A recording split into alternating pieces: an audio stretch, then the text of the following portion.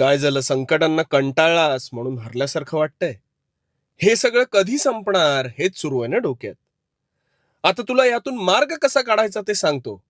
शांतपणे ऐक. एकदा एका पक्षाला लहानपणापासूनच पिंजऱ्यात ठेवलं गेलं. रोज त्याला छान खायला देखील घातलं.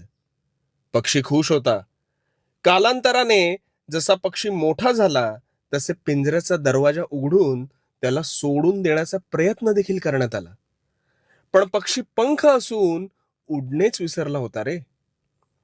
त्याचा त्याच्या पंखांवरचा विश्वास हा मालकाच्या गुलामगिरीत संपुष्टात आला आणि त्याला गुलामीच प्रिय वाटू लागली.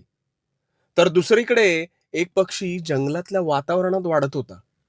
रोज त्याला खाण्यापिण्यासाठी संघर्ष करावा लागत होता. पण त्या संघर्षांना तोंड देत तो हळूहळू अधिक उंच उडू लागला. त्याचा आत्मविश्वास दुणावला.